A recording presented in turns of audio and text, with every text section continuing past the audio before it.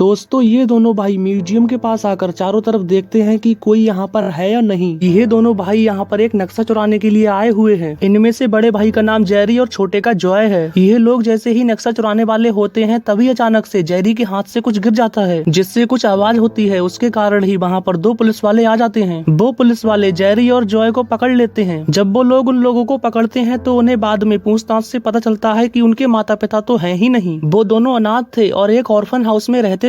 Joy केवल 15 साल का था और उसका बड़ा भाई 21 साल का। ऑर्फन हाउस की सिस्टर पुलिस वालों से कहती है कि जॉय अभी बहुत छोटा है, तुम इसको नहीं पकड़ सकते। तुम एक काम करो, तुम इसके बड़े भाई जेरी को ले जाओ। लेकिन जेरी उन पुलिस वालों के साथ जेल में नहीं जाना चाहता था। वो अपने भाई से बहुत प्यार करता था। वो पुलिस वालों से किसी बहाना करके रूम में ऊपर जाता है और अपने भाई से कहता है कि मैं यहाँ से भाग जाता हूँ क्योंकि मैं पुलिस वालों की कैद में नहीं जाना चाहता। जेरी जॉय को एक लेटर और लाइटर देकर चला जाता है। जॉय जब उस लेटर को पढ़ने की कोशिश करता है तो उस पे कुछ लिखा हुआ था ही नहीं, लेकिन वो तुरंत ही समझ जाता है। जैसे ही वो लाइटर को जलाकर लेटर के पीछे रखता है तुरंत ही उसको लिखा हुआ दिख जाता है। उस लेटर पर लिखा हुआ था कि मेरे छोटे भाई, मैं तुमसे बहुत प्यार करता हूँ और मैं वापस जरूर आऊंगा, तुम मेरा ध्यान रखना। इसके बाद हम 15 साल के बाद का समय देखते हैं। जॉय एक बार में काम करता है लेकिन उसका बड़ा भाई तो उसके साथ था ही नहीं। इसका मतलब साफ था कि उसका बड़ा भाई जेरी अभी वापस आया ही नहीं। जॉय उस शॉप में चोरियां भी किया करता था। जॉय जब अपना काम कर रहा था तभी उस शॉप में एक आदमी आता है। वो आदमी जॉय से कहता है कि मैं तुम्हारे भाई को जानता हूँ और मैं जानता हूँ कि वो कहाँ पर रहता है। अगर तुम चाहो तो मैं तुम्हें उससे मिला सकता हूँ। लेकिन जॉय को उस पर विश्वास ही नहीं होता क्योंकि वो सोचता है कि मेरा भाई तो बहुत समय से लापता है, तो ये मेरे भाई के बारे में कैसे जानता होगा। वो आदमी उसको एक कार्ड देकर वहाँ से चला जाता है। अगले दिन जॉय वहाँ पर उसके घर पहुँच जाता है। वो वहाँ पर देखता है कि वहाँ पर वही नक्शा है जो उसने बचपन में चुराना चाहा था, जिसकी वजह से उसका भाई गुम हो गया था। दरअसल ये नक्शा खजाने तक पहुँचने का रास्ता है। वो इतना सब देख ही रहा होता है तभी अचानक से वही आदमी वहाँ पर आ जाता है जिसका वो घर था। वो आदमी जॉय से कहता है कि अगर तुम्हें यहाँ पर आना ही था तो तुम मुझसे पहले ही कह देते, मैं तुम्हें कार्ड भी देने की जरूरत नहीं होती। जॉय उससे कहता है कि मैं तो वैसे भी नहीं आना चाहता था, लेकिन मैं तो अपने भाई से बहुत प्यार करता हूँ, इसलिए मैंने सोचा शायद तुम्हें उसके बारे में पता हो। वो आदमी जॉय से कहता है कि तुम ये नक्शा भी देखकर अब शायद चौंक गए होगे कि मैंने इसको यहाँ पर कैसे लाया। जॉय उसकी बात पर हाँ करता है। वो आदमी कहता है कि मैंने इसको तो 4 साल पहले ही चुरा लिया था। जॉय उससे कहता है कि इस नक्शे के चक्कर में न जाने कितने ही लोग मारे गए, लेकिन अभी तक किसी को खजाने का एक टुकड़ा भी नहीं मिला। वो आदमी जॉय से कहता है कि मुझे पता है कि तुम और तुम्हारा बड़ा भाई इस खजाने के बारे में बहुत कुछ जानते हैं। वो आदमी जॉय से कहता है कि देखो इस बुक में यहाँ पर एक शिप है जो कि बहुत ही समय पहले यहाँ पर वो पानी में डूब गया था, लेकिन ये बात कोई नहीं जानता कि उसमें कितना बड़ा खजाना था। ये बात केवल वही लोग जानते थे जो लोग उस शिप पर उपस्थित थे। लेकिन इस खजाने के बारे में जिस व्यक्ति ने लिखा वो वही व्यक्ति था जिसका वो खजाना था। वो जॉय से कहता है कि मैंने इस खजाने की एक चाबी तो ढूंढ ली है, लेकिन दूसरी चाबी उस म्यूजियम में है और 2 दिन बाद उस चाबी की नीलामी होने वाली है, लेकिन हमारे पास इतने पैसे नहीं कि हम उस चाबी की बोली लगा सकें। जॉय उससे कहता है कि हाँ ठीक है, हम लोग उसको चुरा लेंगे। अगले दिन ही आदमी म्यूजियम में पहुंचकर उस चाबी को चुरा लेता है, लेकिन तभी वहाँ पर एक अजीब सी लड़की आकर उसको पकड़ लेती है और उसके गले पर चाकू रख देती है। वो एक ऐसे ग्रुप की मेंबर थी जो उस खजाने की खोज बहुत समय से कर रहे थे। वो उससे उस चाबी को मांगने लगती है और उससे कहती है कि तुम मेरी चाबी मुझे वापस कर दो। वो आदमी मुस्कुराते हुए कहता है कि ये चाबी तो मेरी है क्योंकि मैंने इसको चुराया है। वो लड़की उस आदमी से कहती है कि अगर तुमने मुझे ये चाबी नहीं दी तो मैं तुम्हें मार दूंगी क्योंकि मेरे बॉस ने मुझे तुम्हें मारने के ऑर्डर दिए हैं। वो लड़की उस आदमी को कुछ कर पाती, लेकिन उससे पहले ही वहाँ पर गार्ड्स आ जाते हैं और उस लड़की को मारने लगते हैं। गार्ड्स का फायदा उठाकर वो आदमी वहाँ से भाग जाता है और जॉय की कार में आकर बैठ जाता है। अब जॉय उस आदमी से कहता है कि अब हमें स्पेन जाना होगा क्योंकि वहीं पर ही खजाना है। वो आदमी भी उसकी बात पर हाँ करता है और कहता है कि हाँ मेरी गर्लफ्रेंड वहीं पर रहती है और दूसरी चाबी भी उसी के ही पास है क्योंकि मैंने चाबी को चुराने के बाद उसको वहाँ पर भेज दिया था जिससे कि कोई भी चाबी को चुरा ना सके। जब वो तीनों लोग एक जगह पर मिल जाते हैं तो जॉय उनसे कहता है कि इस चर्च में खजाना है जो कि 22 साल पहले छुपाया गया था। जॉय के पास एक डायरी भी थी जिसमें बताया गया था कि चाबी का यूज कैसे करना है और कहाँ पर करना है, क्योंकि ये डायरी उसके भाई ने दी थी और उसके भाई ने बता दिया था कि इस डायरी में क्या क्या लिखा है और उसके बारे में कैसे कैसे किस चीज को कहाँ पर यूज करना है। वो लोग उस चर्च में घुस जाते हैं और उन्हें वहाँ पर चाबी लगाने की जगह भी मिल जाती है। जॉय उस आदमी से कहता है कि डायरी में देखकर मुझे बताओ कि इस चाबी को किस साइड में घुमाना है जिससे कि मैं इसको सही डायरेक्शन में घुमा के दरवाजे को खोल सकूं। वो आदमी जॉय से कहता है कि इस चाबी को तुम लेफ्ट साइड में 2 बार घुमाओ जिससे दरवाजा खुल जाएगा। जैसे ही जॉय एक बार चाबी को घुमाता है तभी उसमें से तीर निकलते हैं। तभी वो आदमी उनसे कहता है कि हमें एक चाबी का यूज एक बार में नहीं करना है बल्कि दोनों चाबियों का यूज एक ही बार में करना है। जैसे ही सैमी और जॉय दोनों लोग चाबियों को घुमाते हैं तभी मूर्ति के पीछे से एक दरवाजा खुलता है। वो लोग उसके अंदर पहुंच जाते हैं लेकिन वहाँ से दो गुफाओं के रास्ते जा रहे थे, जिसमें से दोनों चाबियों का यूज अलग अलग गुफा में करना था। उसके लिए दो आदमी तो चाहिए ही थे और यही कारण था कि उस आदमी ने जॉय को चुना। अब जॉय और सैमी एक गुफा में चले जाते हैं और वो आदमी अलग गुफा में चला जाता है। वो जल्दी जल्दी आगे बढ़ने लगते हैं, लेकिन तभी उनके सामने एक बार आता है जो कि उस गुफा में जाकर खुलता था। लेकिन उस बार में ही एक छुपा हुआ रास्ता था जिसके बारे में किसी को भी नहीं पता था। वो उसके बारे में तभी जान सकता था जब उसके पास मैप होता, लेकिन इन तीनों के पास तो मैप था, इसलिए वो इसके बारे में जानते थे। तभी अचानक से उन लोगों पर कुछ लोग हमला कर देते हैं, क्योंकि यह लोग अजीब तरह से वहाँ पर कुछ न कुछ ढूंढ रहे थे। लेकिन तभी सैमी को वहाँ पर जगह मिल जाती है जहाँ पर चाबी का यूज करना था। कुछ लोग जॉय को मार रहे थे, लेकिन सैमी दरवाजा खोलने की कोशिश कर रही थी। सैमी को वो जगह मिल जाती है जहाँ पर उस चाबी का यूज करना था। वो जल्दी से उस चाबी को उसमें लगा देती है, जिससे एक और गुफा का रास्ता खुलता है। वो लोग उसमें कूद जाते हैं, जिससे कि वो जल्दी से और कोई आदमी उसमें ना आ सके। वो लोग जैसे ही उसमें कूदते हैं, तुरंत ही गुफा का दरवाजा बंद हो जाता है। वो लोग उस गुफा में आगे बढ़ने लगते हैं तो उन्हें एक और दरवाजा मिलता है जो कि उनके ऊपर की साइड में था। सैमी उस दरवाजे को खोलने की कोशिश करने लगती है। वो अपनी चाबी उसमें लगाती है, लेकिन वो चाबी उसमें लग ही नहीं रही थी। वो दरवाजा तब खुलता जब वो दूसरा वाला आदमी दूसरी गुफा से आकर उसमें चाबी लगाता। वो लड़की लेकिन जबरदस्ती उसमें अपनी चाबी लगाने लगती है। तभी अचानक से उसमें पानी भरने लगता है। वो आदमी दूसरी गुफा में पहुंचकर वहाँ पर चाबी लगाने ही वाला था, लेकिन तभी अचानक से वही लड़की वहाँ पर आ जाती है जो उसको उस समय मिली थी। वो लोग आपस में लड़ने लगते हैं क्योंकि वो लड़की उससे चाबी छीनना चाह रही थी। वो लड़की उस आदमी से बहुत ही गंभीर तरह से लड़ रही थी। इधर जॉय और सैमी के गले तक पानी पहुंच चुका था। वो लोग बेहोश होने ही वाले थे। वो लोग सोच रहे थे कि शायद वो अब नहीं आ पाएगा और हमारी मौत पक्की है। लेकिन तभी वो आदमी उस लड़की को उठाकर एक टेबल में मार देता है, जिससे वो लड़की बेहोश हो जाती है। और जल्दी से वो आदमी उस चाबी को उस गुफा में लगा देता है, जिससे उस गुफा का दरवाजा खुल जाता है। ऐसे ही गुफा का दरवाजा खुलता है, वो लोग ऊपर की साइड में आ जाते हैं। अब उन्हें खजाने तक पहुंचने के लिए एक लास्ट दरवाजा बचा है, जिसके लिए उनको वो चाबी चाहिए होगी जो कि उस आदमी के पास है। वो आदमी इन लोगों के ऊपर वाली गुफा में था और वहाँ से एक दरवाजा भी था। वो दरवाजा नहीं बल्कि एक विंडो होती है जहाँ से केवल हाथ ही बाहर जा सकता था। जॉय उस आदमी से कहता है कि चाबी को तुम नीचे फेंक दो, जिससे कि मैं इस दरवाजे को खोल सकूं। लेकिन उस आदमी को जॉय पर विश्वास नहीं था, इसलिए वो मना कर देता है। लेकिन जॉय उससे कहता है कि हमारे पास दूसरा कोई चारा नहीं है, हम लोग आपस में इस खजाने को बांट लेंगे। जिस पर उस आदमी के पास भी कोई दूसरा ऑप्शन था ही नहीं, इसलिए वो उसको चाबी दे देता है। जॉय डायरी में देखता है कि इन चाबियों को कैसे यूज करना है। डायरी में बताया गया था कि दोनों चाबियों को जोड़कर एक चाबी बना लेनी है, फिर तुम्हें इसका यूज करना है। वो लोग जैसे ही डायरी के हिसाब से उस चाबियों को यूज करते हैं, तभी वो दरवाजा खुल जाता है। वो लोग जैसे ही दरवाजे को खुलता हुआ देखते हैं तो उनके चेहरे पर खुशी छलक आती है, क्योंकि उनको खजाने को देखने की एक्साइटमेंट बढ़ गई थी। वो दरवाजा जैसे ही खुलता है, उनके सामने 3 बड़े बड़े पॉट होते हैं जिनमें खजाना भरा हुआ था। आखिरकार इन लोगों ने खजाने को ढूंढ ही निकाला। दोस्तों, मेरा नाम है देव और आप देख रहे थे हेल हिंदी एक्सप्लेनेशन की इंटरेस्टिंग वीडियोस। अगर आपको वीडियो पसंद आई हो तो वीडियो को लाइक और चैनल को सब्सक्राइब कर लें। मैं मिलता हूँ आपसे एक नेक्स्ट इंटरेस्टिंग वीडियो के साथ।